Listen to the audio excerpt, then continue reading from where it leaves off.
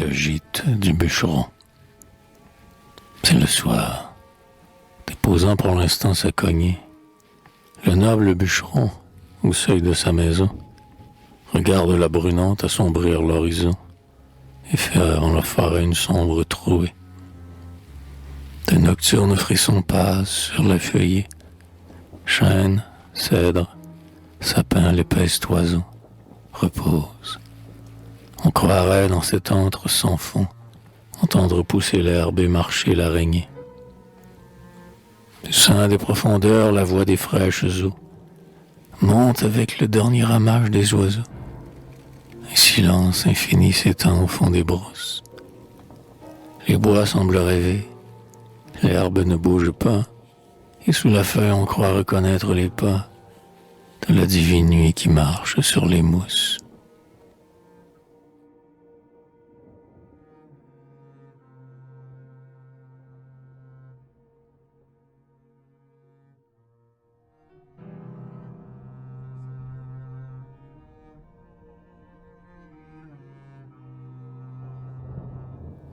Aux forêts gaspésiennes.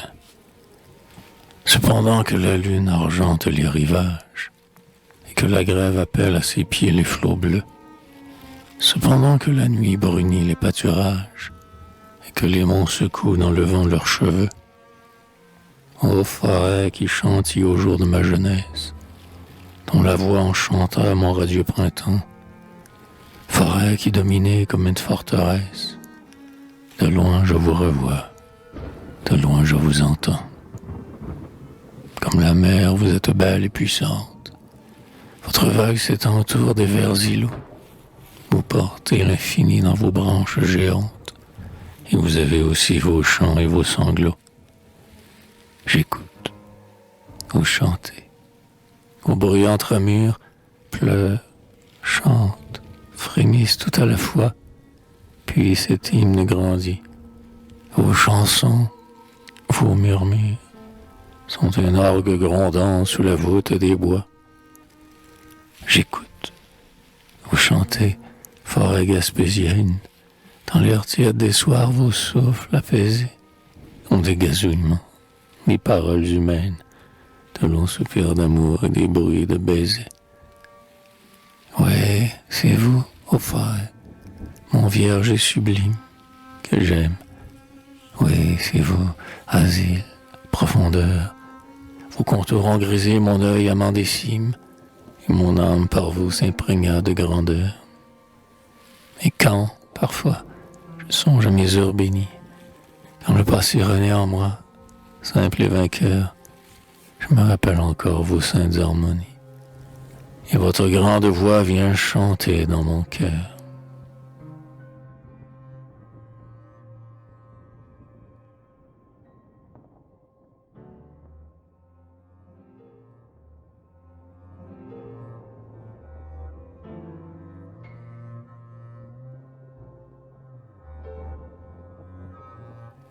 Retour des bois, comme le vent ployant les avoines en gerbe, et qui, folâtre, va de buisson en buisson, comme l'oiseau joyeux, égrenant sa chanson, comme le papillon, volant d'herbe en herbe. Nous partions le matin, par un jour réchauffant, foulant l'herbe sauvage, et le lierre et la ronce. Le long des marais bleus où notre pied enfonce, et ta main d'écolier tenait ma main d'enfant. Le ciel pur et léger dorait le paysage. Les plus petits ruisseaux semblaient des lacs d'argent. Et dans ces lacs, miroirs au teint clair et changeant, nous mirions tous les deux notre jeune visage. En ces recoins touffés qui semblaient des berceaux, souvent nous faisions halte, épris de quiétude. Pour calmer du jour l'ardente lassitude, nous buvions dans nos mains l'eau claire des ruisseaux. Bouleaux teints de nacre, or moutons de marbre, bois féconds et cachés, tout nous était connu. Et quand nous effleurions des mains leurs fils ténus, un frémissement courait d'arbre en arbre. Ah, quelle bonne joie, et quel plaisir c'était de revenir le soir en suivant la ravine, cependant que, jetant dans l'air sa voix divine, le lointain angélus au village tintait. Le soleil reculait, les monts devenaient roses, les parfums de la nuit montaient du vert sarment, et nous redescendions la côte, lentement, les bras chargés de fruits, de feuilles et de roses. Alors, subitement, passait devant nos yeux la chère vision, la vision très nette, d'une fumée au loin et d'une maisonnette où le charme du soir planait, silencieux. La chère vision d'une table massive où le repas frugal sur la nappe fumait, et de ce coin paisible et chaud où l'on dormait, dans un grand lit tout blanc qui sentait la lessive. Or, lorsque, réunis pour la 100e fois, nous veillions en famille, ainsi que c'est l'usage, nos habits, imprégnés des senteurs du feuillage, jetaient dans la maison la saine odeur des bois. Tandis que du soir les couleurs et les flammes drappaient notre foyer de magiques reflets, en cette heure sublime et grave, il me semblait que l'âme des forêts se mêlait à nos âmes.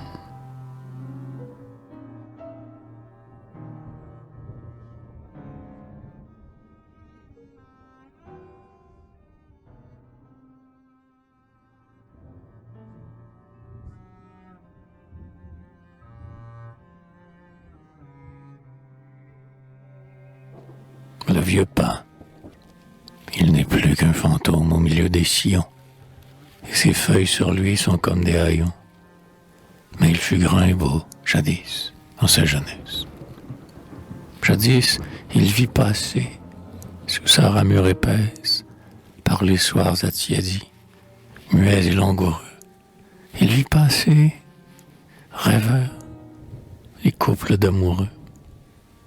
Il a vu revenir du champ, entre les saules, le moissonneur portant sa faux sur ses épaules, et ses fils, ruisselant de sueur, harassés, boire au creux de leurs mains l'eau pure des fossés. De même, du côté des flots, il a vu poindre la barque, que d'or clair le soleil semble éteindre. Du large, il entendit les vibrantes chansons des pêcheurs apportant leur charge de poissons. Il a vu des enfants, des filles et des femmes, au front pur, aux pieds nus, à l'œil brûlant de flammes, passer. Et maintenant, ils sont devenus vieux. Sur eux tous a soufflé la brise des adieux. Le père abandonné frissonne dans l'espace, et dans son deuil, il nous rappelle que tout passe, que tout décroît, que tout s'en va, que tout s'éteint. Bien vite le soir remplace le matin, que le plus beau jardin devient une hécatombe, que bientôt le berceau se change en une tombe, et sous la mousse grise dont il est vêtu, il nous redit « Te souviens-tu? Te souviens-tu »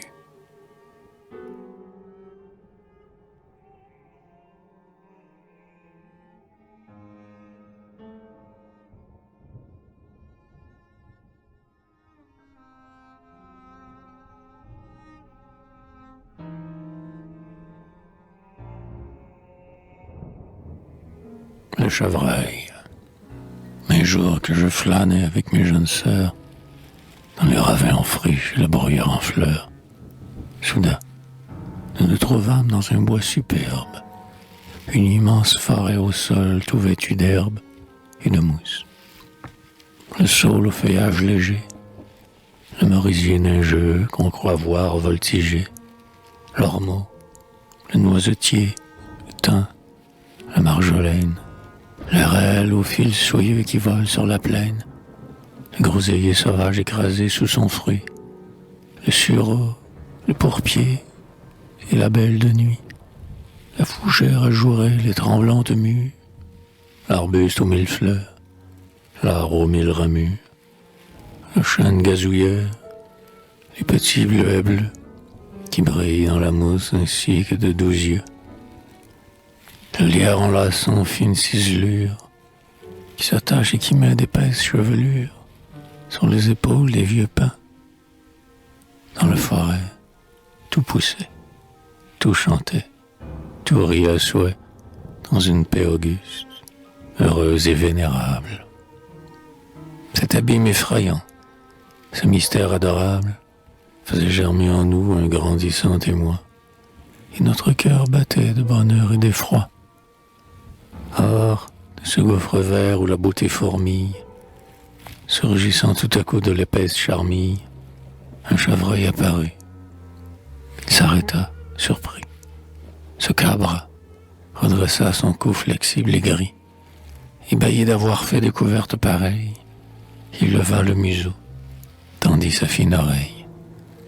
Le petit animal, au pelage argenté, parut vouloir s'enfuir d'abord, déconcerté, mais il se ressaisit. Comprit-il notre joie? Un frisson parcourut sa fourrure de soie. Dans l'herbe, il raffermit son délicat sabot. Il se raidit, bien droit, semblant faire le beau. On eût dit que sa bouche essayait de sourire, qu'il nous aimait, qu'il cherchait à nous le dire. Mais le chevreuil, les yeux pleins d'étrange ferveur, nous regardait d'un air souriant et rêveur.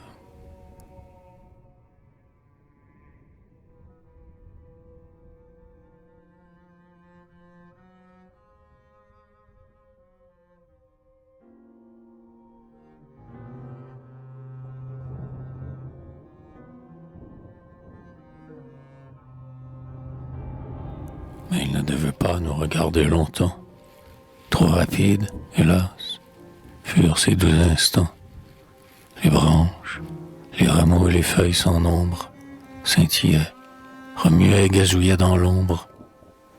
L'animal épieulentre qui l'appelait, et sans doute, en son cœur, le cerf ainsi parlait. Retournez vite, enfin, ou toi qui vous espères. Le cerf est pour le bois et l'enfant pour la mer. Du mont, les derniers feux de la journée ont fui. Voyez, l'ombre du soir déjà tombe sur lui. Le crépuscule a mis d'or comme une moire le lac silencieux où je descendrai boire. Et la lune, sa sœur, du bosquet émergent, secoue au bord du ciel sa mantille d'argent. Retournez vite, enfant, à la maison chérie. Laissez-moi ma forêt avec sa rêverie. Laissez les bois vivre leurs rêves heureux. Ces jarrets impatients s'entrechoquaient entre eux, et, faisant remuer les feuilles comme une onde, d'un bond, ils disparurent dans la forêt profonde.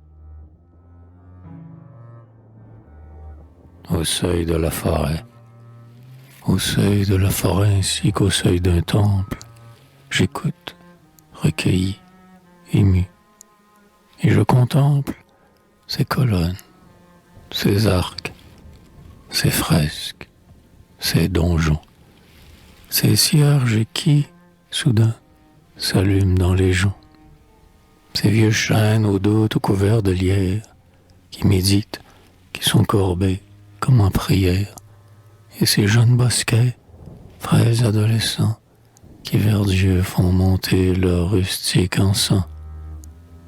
La forêt est un temple, et l'arbre en est le prêtre. L'érable, le bouleau, le peuplier, le hêtre, le cèdre, le grand pin au tronc lourd et noueux, sont des officiants aux habits somptueux. L'arbre est pieux. Il a dans ses vertes ramures des bruits d'ailes. Il a du chant dans ses murmures. Et, comme torturé d'un mal spirituel, dans ses gestes, il a des élans vers le ciel. Des forces, des lueurs circulent dans ses antres. L'arbre est l'officiant, les oiseaux sont les chantres. Ramiers, moineaux, pivers, alouettes, pins pinsons, ceux des sombres ravins, comme ceux des buissons, fauvettes, rossignols, alouettes, mésanges, chantent en imitant le cœur lointain des anges. Et quand une tempête éclate sur les monts, courant, criant, hurlant comme 1000 démons, quand le vent fait plier l'arbre dans les ravines, les bois grondent ainsi que des orgues divines. Et dans cette ombre immense où l'éternel se meut, je crois entendre, au loin, la grande voix de Dieu.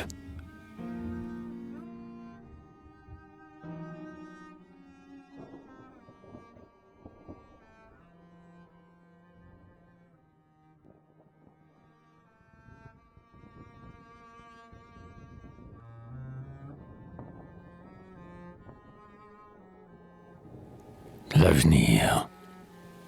Un jour, chère forêt, tel est votre avenir.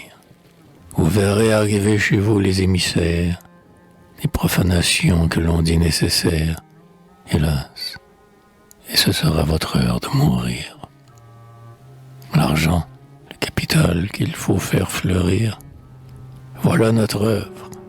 Adieu les antres, les clairières, adieu l'arbre pensif, adieu forêt, bruyère, où l'aigle aime voler le cerf à courir. Pour que l'on vive, il faut que la montagne meure, car rien de primitif ici-bas ne demeure. Ces hommes, aux forêts, voilà ce qu'ils diront. Puis, alors, sans pitié, sourds à votre prière, ils jetteront sur vous leur hache meurtrière. Et je souffre déjà du mal qu'ils vous feront.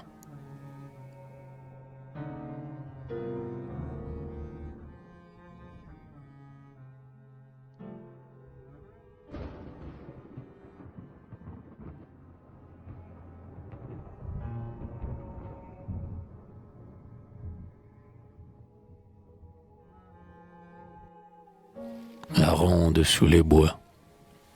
Je vous vois, sous l'ombre tremblante d'un bois rustique fouillis, trop joyeuse et turbulente, petite fille du pays. Vous dansez, frêles et gentilles, et par la main vous vous tenez. Dansez, belle petite fille, dansez, tournez, tournez. Dans la lumière jaillissante, et l'or des grands bois reverdis, vous passez, ronde éblouissante, dans la paix des soirs attiédis. Ô front baigné de clair de lune et de feuillages couronnés, dansez, belle petite brune, dansez, tournez, tournez. Comme vous, j'eus dans ma jeunesse des rondes autour des buissons, des danses parmi l'herbe épaisse, et des babilles et des chansons. Comme vous, toujours vagabonde, je connus ces jours fortunés. Dansez, belle petite blonde, dansez, tournez, tournez. Allez, oui, dansez à la ronde, petite fille aux 12 yeux, car hélas, trop tôt en ce monde, s'envolent les instants joyeux. L'été mourra dans les charmilles, et la rose à vos fronts fanés. Dansez, belle petite fille, dansez, tournez, tournez.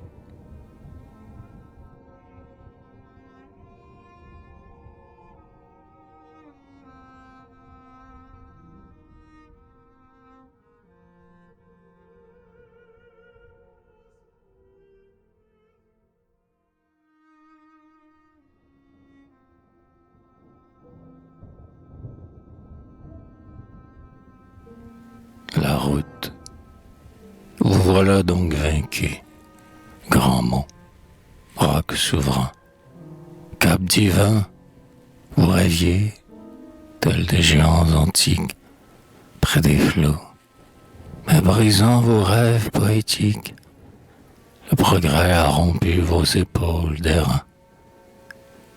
De partout, pour jouir de ton charme marin, ô mon pays, viendront les passants exotiques, et ceux dont la pensée a des goûts romantiques s'extasieront devant ton horizon serein. Les autos passeront avec exactitude sur le fait des caps où vit la solitude, et le regard artiste aura beau s'exalter. Mais, tandis que nos pieds broieront la feuille tendre, moi je croirai, sous les verts feuillages, entendre l'âme vierge des bois, dans l'ombre sanglotée.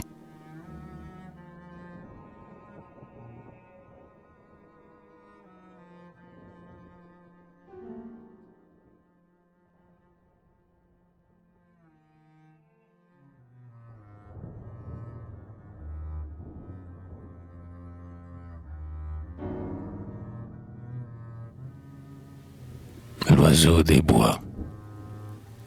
Souvent je te revois encore. Je te revois et je t'entends dans ma pensée, oiseau sonore qui revenait chaque printemps.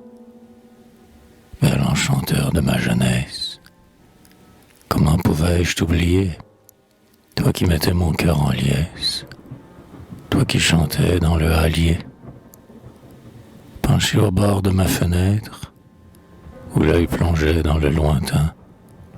Ah, je savais te reconnaître et te saluais de la main. D'où venais-tu? De quelle sorte étais-tu donc? Grive ou pinson? Étais-tu jeune ou vieux? Qu'importe, car je t'aimais pour ta chanson. Dès que la terre découverte offrait au soleil ses penchants, juché sur une branche verte, tu reprenais les mêmes chants. De chanter, tu devenais ivre, ton petit cœur en semblait lourd. L'ivresse, l'extase de vivre, gonflait ta gorge de velours. Tu chantais un rêve sublime, mettais le feu dans ton gosier, tandis qu'à la mer, vaste abîme, voguait le bateau printanier. Le papillon multicolore fuyait le coteau embruni. Tu chantais encore, ton chant montait vers l'infini. Mais hélas, ta chanson jolie, cri du cœur, suprême tourment, s'imprégnant de mélancolie, devenait triste, infiniment. Hélas, tu ne pouvais décrire ton rêve si vibrant, si haut, et ta chanson, joyeux délire, agonisait dans un sanglot.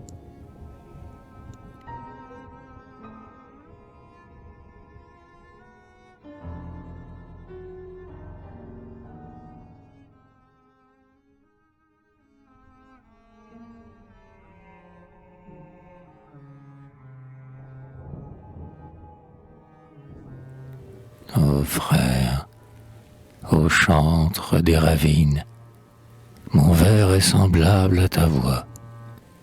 Les rimes, les chansons divines viennent expirer à mes doigts. Dans tous ces terres secs voient naître mes yeux à leur tâche rivés. Mon âme ne peut reconnaître les poèmes qu'elle a rêvés. Nul rythme ne peut vous décrire, sublime tourment de l'esprit. Et les vers qu'on rêve d'écrire sont plus beaux que ceux qu'on écrit. Ah, c'est en vain que je m'enflamme. Hélas, je le sais désormais. Ce que j'ai de plus beau dans l'âme, nul vers ne le diront jamais.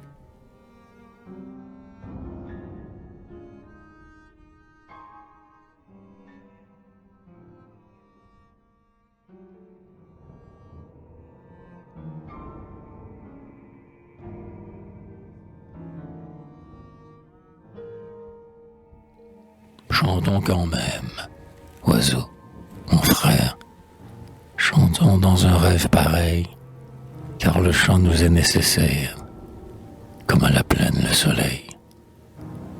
Chantons tandis qu'avril étale ses bourgeons, ses parfums troublants, que notre beau rêve s'exhale dans la tristesse de nos chants. Chantons, que notre voix s'élève vers le firmament, comme un flot, puisque toute jeunesse est brève, puisque tout chant n'est qu'un sanglot.